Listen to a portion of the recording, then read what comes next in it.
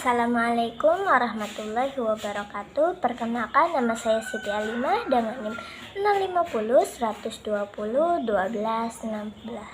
Pada kesempatan kali ini saya akan membahas tentang teori behavioristik dan teori kognitif. Saya akan menjelaskan tentang beberapa poin. Poin yang pertama yaitu mengenai pengertian belajar menurut teori behavioristik. Menurut teori behavioristik, belajar adalah perubahan tingkah laku sebagai akibat dari adanya interaksi antara stimulus dan respon. Dengan kata lain, belajar merupakan bentuk perubahan yang dialami siswa dalam hal kemampuannya untuk bertingkah laku dengan cara yang baru sebagai hasil interaksi antara stimulus dan respon. Seseorang dianggap telah belajar sesuatu jika ia dapat menunjukkan perubahan.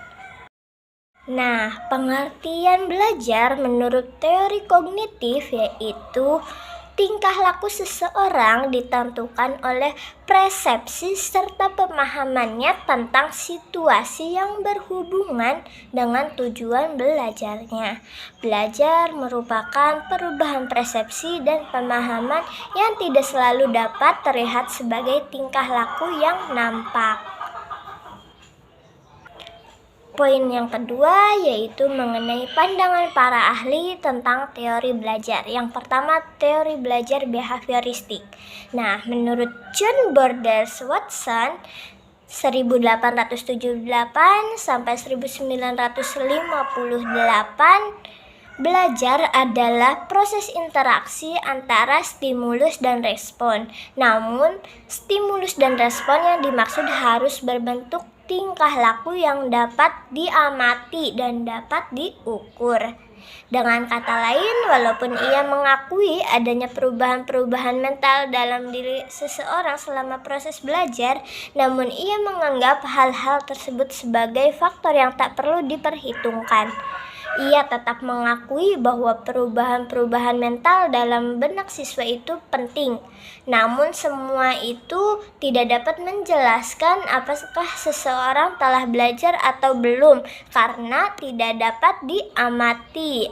Nah, untuk pandangan para ahli mengenai teori kognitif yaitu dikemukakan oleh Brunner, menekankan adanya pengaruh kebudayaan terhadap tingkah laku seseorang dengan teorinya yang disebut free discovery learning.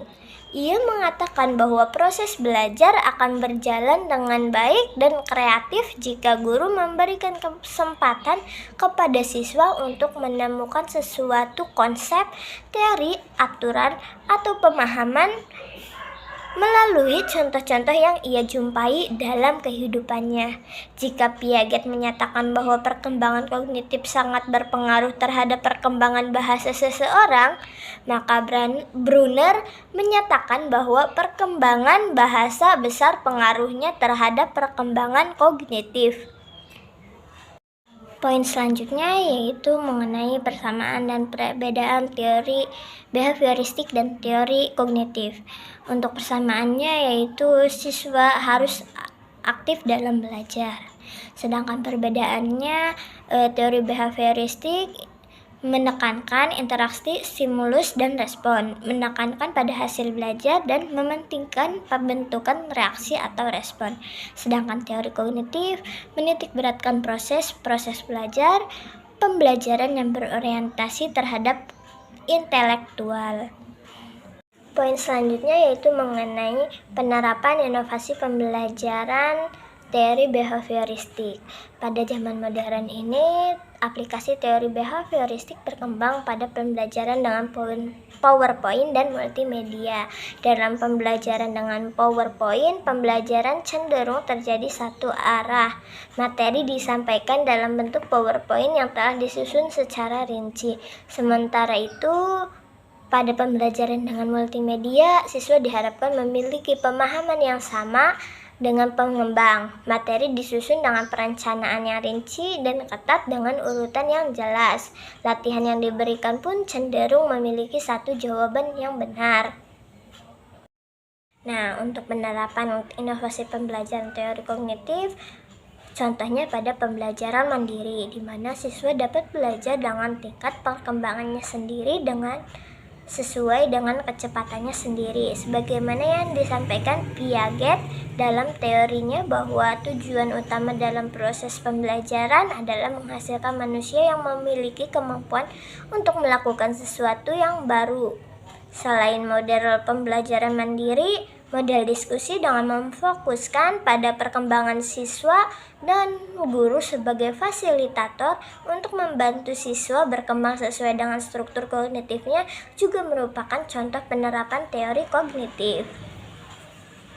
Sekian pemaparan yang dapat saya sampaikan, kurang lebihnya mohon maaf. Wabillahi taufiq wal hidayah. Wassalamualaikum warahmatullahi wabarakatuh.